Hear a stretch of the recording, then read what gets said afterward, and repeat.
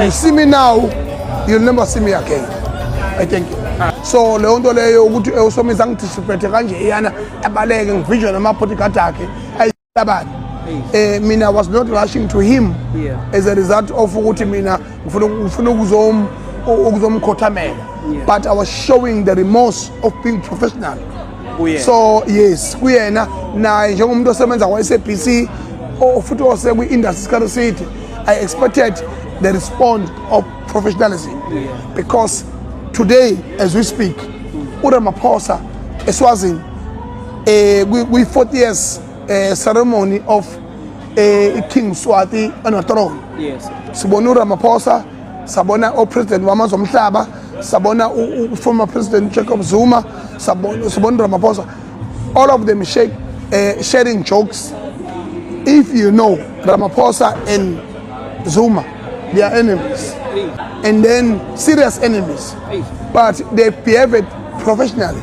Can you imagine if they meet in Swaziland and then they grab each other's nose and fight?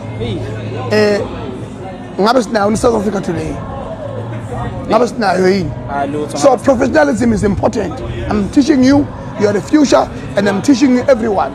Professionalism, stop being angry and stop behaving Somizi and be professional.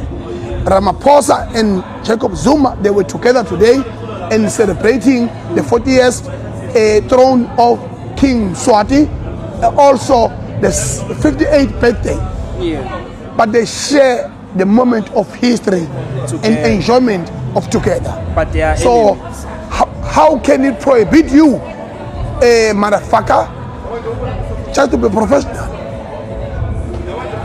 You see me now, you'll never see me again. I think.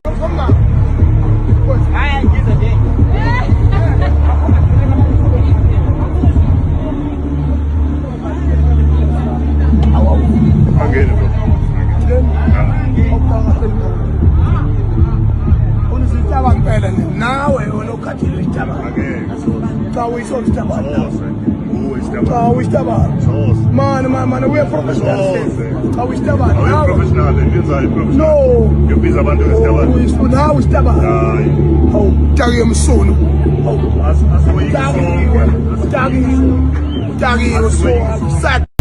Angifuna ukuba mde, but anyways asiye laphana abantu nje bebeyixoxa laphana ka-X kune video yakhona nje i-everywhere. Ngizobe ngifunda ngikha phezulu nje kuphela la bantu bexoxa ukhona thena. This one was Inqubeko news channel. Somizi Mhlongo refused to shake hands with Ngizwe Mchunu and instructed a security guard not to allow him to enter into their VIP tent.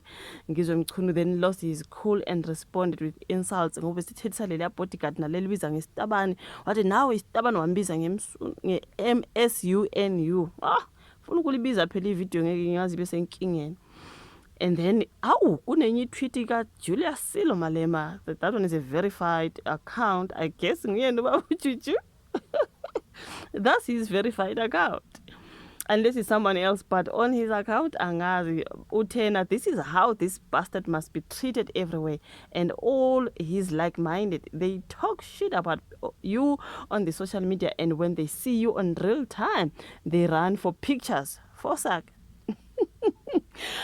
Guys, ungizwe abantu bamngenele bayam everywhere nje abantu bathi Somizi umlayile ungizwe wenza nje on social media khuluma uma sebona umuntu in person ufuna nje ukuthi umuntu apretend ngathi awumhethanga umuntu umhethile.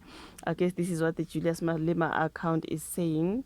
I guess it's his, you guys, but ngoba verified, so I do not know. And then ukhona, how do you hate the gay dudes but you want to be in their spaces? Imagine, so ubefunela ukungena kuleli tent lama VIP what belingena abantu aba gay, or what was happening with the tent? Ngoba uSomizi uvela wathi okay keni papa aburhwa. Yo, hayi kunzima you guys.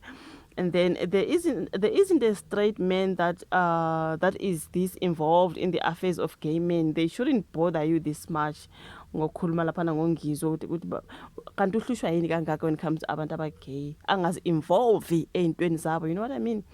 hayi usolpend ukuthi ungizwe yena abamuzwa hayi naye akabezwa abantu naye akabezwa ungizwe akabahloniphi abantu bafethu though simthanda but ubhuti ungizwe abantu akabahloniphi so mina nyangisho ngithi respect is end hlonipha umuntu naye azokuhlonipha back kodwa umuntu ungamhloniphi abantu nabo ngeke baze bakuhloniphe right uyipresident ungumongameli wamabhinca so uyimongameli of something ongangokuthi akabahlonipha abantu bezomhlonipha naye back ezoba ke ngumongameli ohloniphekile manje uhambe bize imsunu la ngaphandle abize imsunu inkalakathi yemsunu abize inhlamba oyibiza angathi usheba ngayo abize inhlamba ongizwe umbize lo wabhudo othi awungeni la wambiza ngesitabana wambiza wathi nawu yiso na bathungu ayi kodwa ngeke. So scroll as Chris Excel uthi did I not die. This clip of Somizi Mhlongo and Ungizwe Mchunu is sending me every time. So then Ukon instigate uthi I love how they treat him in Gauteng. They don't tolerate nonsense. He was insulting Usomizi. Next thing he wants to shake hands. Yeah. Then Ukon omunye lo wathi ka Johan Rupert uthi manje we need to buy cows for Somizi and his bodyguard for dealing with that tribalist Ngizwe Mchunu. Kanti indaba yabantu abathengela inkomo ithini kanti nangomunye ethi we need to buy cows for Somizi. Yeah. Hayi guys nathi sithengeleni inkomo ngoba wow. Somizi is leadership. No one should be allowed to entertain people who hold this country at ransom with their tribalist and xenophobic acts. Abantu ke bonke bama no Somizi bafethu. Ngizwe was busy insulting uSomizi online and then tried to shake his hand when they met. He's a coward. So yeah, hey, angazothini unotha laphiyana uthi SEX offenders are leadership to these B words. Guys like ay mhlambe ezibizwa lana ngizokuzikhuluma mina ke. Oh, let me see. Ngiyascrolla nje abantu bexoxa le ndaba. Guys, le video everywhere. Okay, Somizi refused to shake hands with Ungizwe Mchunu.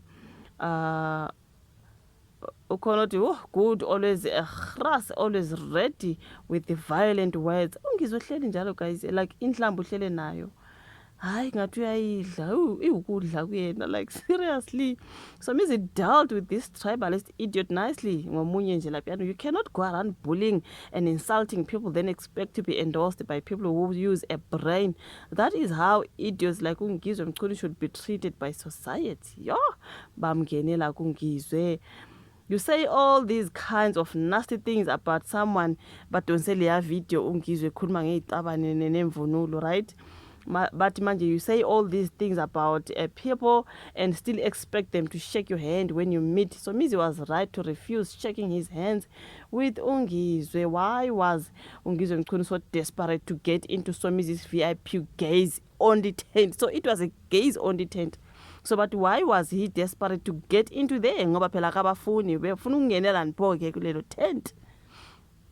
Hayi guys kuningi okushiwoyo ivideo edingazibe nde sesizobe sixoxa kunye ngelinye ilanga mhlambe kusasa. You guys ngiyabonga kakhulu ibuka ivideo ishuvola ka comment section drama between Ungizwe no Somizi. Bisho bengakabonana in person ever since the mvunulo drama bathe mabebonana Ungizwe wathi angichawule ecabanga ukuthi Somizi is gonna buy the nonsense. uSomizi wathi hayi namhlanje Satan eyakho mina ngiyingene angithi wathi angiphume wena eMzansi ngiphume mphele nabantu bami sofuna ukungichawula namhlanje ayisuka aborhwa ngangena sethenteni lethu.